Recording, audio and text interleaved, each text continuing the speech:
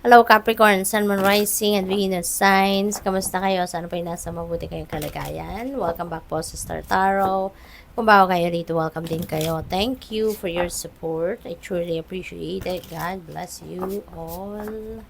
Capricorn, maraming salamat sa inyong mga likes and subscribe, sa inyong mga heartwarming comments, at sa hindi nag-skip ng ads po. Maraming thank you. I appreciate it. Three of Wands, napakaganda naman. Capricorn, so siguro marami kayong plano at ngayon, yung universe, may nudge sa inyo na Capricorn, gawin mo na to. No? Yung mga plano mo, konkreto na, kompleto na yung kung anong kakailanganin ninyo, eto na, roll out nyo na, simulan mo na. Habang ang swerte din ay nasa inyong horizon, kasi si Three of Wands is also, merong good fortune energy siya. Kaya, habang ang swerte ay nandiyan dyan, kompleto na din naman ang kailangan ninyo, simulan mo na, gawin mo na, no? Para ma-ensure ninyo na talagang magsasucess or magsasucceed, no? Yun, magsasucceed kung ano man ang gagawin ninyo rito. Ang iba sa inyo rito, Capricorn, baka you're traveling abroad, no? May overseas travel dito ang iba sa inyo, kaya good luck po at mag-iingat kayo, okay? Baka ngayon naghihintay kayo ng ano ninyo, ng visa, passport, or kung ano pang mga travel documents sa kakailanganin ninyo. Four of Pentacles, ayan, ano ito ha, warning para sa inyo, manage your money wisely. This is a reminder din sa inyo na it's about time na para anuhin ninyo yung inyong kaperahan, i-manage ninyo ng maayos, 'di ba? I-monitor ninyo yung in and out ng inyong pera, yung ganon. Kasi baka, alam mo yun, baka meron kayong tendency na mag-overspend, may tendency kayo na, alam mo yun, yung mag-impulsive buying, yung ganon, no? Kaya reminder yan para sa iyo. Hierophant, baka may kasalan magaganap dito for some of you. Baka kayo'y a-attend ng kasal, maiimbitahan kayo, or baka kayo ikakasal, no? Capricorn, pwede rin na kayo'y nag-aaral. Baka kayo'y nag-aaral para maging teacher, or baka maging mentor, maging life coach, mga ganon. Siguro nag-share din kayo ng inyong mga knowledge, academic knowledge, mga wisdom ninyo, baka merong lumalapit sa inyo mga nagpapa-advise, mga ganon, no? Chariot, travel, no? Travel, very imminent para sa iyo kasi meron tayong Three of Wands, Chariot, so talagang merong babiyahe dito sa inyo. Pwedeng maglo-long drive, pwedeng by air, mag-aeroplano, baka ganon, ano?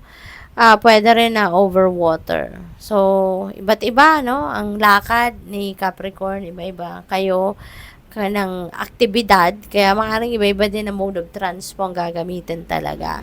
So, dito, may tagumpay na naghihintay sa inyo. Saan man kayo papunta, Capricorn, may pagtatagumpayan kayo rito. Kaya good luck po, no? Continue working on that. Determined kayo, focus on the prize kayo rito, no? Ang bilis ng takbo ng mga kabayong ito, kaya alam na alam ng dalawang ito kung saan sila pupunta, 'di ba? Kaya sigurado kaano kayo, kalmado kayo, confident kayo of where you are heading, no? Wala? Nakakaloka. Page of Swords, ayan. So, busy si Capricorn, mag-aral, no? So, focus on education talaga ang iba sa inyo sa ngayon. Si Hierophant, ganun din no? Si Page of Swords. So, most likely, marami kayong gustong alamin, no? Maybe, there are so many different things that you are curious about, kaya yan ang pinagtutuunan ninyo ng pansin. Baka kayo nagbabasa, nagre-research, baka ang iba sa inyo talaga nag-aaral, no? Formally, baka bumalik sa school, maaring ganon, or baka nag-online courses kayo, no? Maaring ganon ang ganap. Ace of Wands, yan, maraming creative ideas si Capricorn. So, siguro talaga ngayon, no? Gumagana ng bonggang-bongga ang inyong brain, no? Ang dami ninyong naiisip, nag-aaral kayo, ang daming ideas na lumalabas sa isip ninyo, Talagang, ano, ang galing. Ang galing ninyo sa ngayon. Lumalabas ngayon ang talino ninyo, ang creativity ninyo, yung ganon. So, good luck. Marami kayong magagawa dyan. We have 3 of Cups. Ayan. So, feeling ko dito ang iba sa inyo, baka merong bonding moments, no, with your friends. Baka lalabas kayo. Maybe nag-grocery kayo, nag-mall kayo, you bump into some of your friends, kaya yun, baka magkikita-kita kayo, magkakape-kape, no, mag-uusap-usap, catching up, mga ganun, or baka kapatid ninyo to, na kinababasa, alam mo, 3 of Cups na nakasulat, pero ang nabasa ko talaga, 3 sisters. Hello, kasi siguro ang iba sa inyo dito, Capricorn, baka magkikita-kita kayo ng mga kapatid ninyo, no? Baka mag-uusap-usap kayo ngayon, magsasama-sama, baka finally, no, magkikita-kita kayo. Kasi baka kung saan-saan parte ng mundo nang galing ang ibang kapatid ninyo or iba't ibang parte ng Pilipinas, no? At ngayon, finally, baka kayo yung magsasama-sama. So, it's bonding time, no? Ninyong magkakapatid. What else? We have Knight of Wands. May travel, si Capricorn. May biyahe talaga kayo. Travel, si Knight of Wands din. Travel din ang na-pick up ko rito. So, most likely talaga, may biyahe kayo, no? May pupuntahan kayo.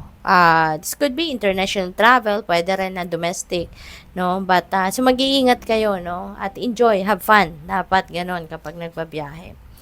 4 of Swords, pagod si Capricorn, pagod na kayo. Maaari din na kulang na kayo sa tulog, no, hindi rin na kayo nakakakain siguro ng healthy food, yung ganon, dahil sa sobrang sipag ninyo, sobrang daming ginagawa, hindi na kayo nakakapagluto, lutong bahay, ganon, no, Capricorn.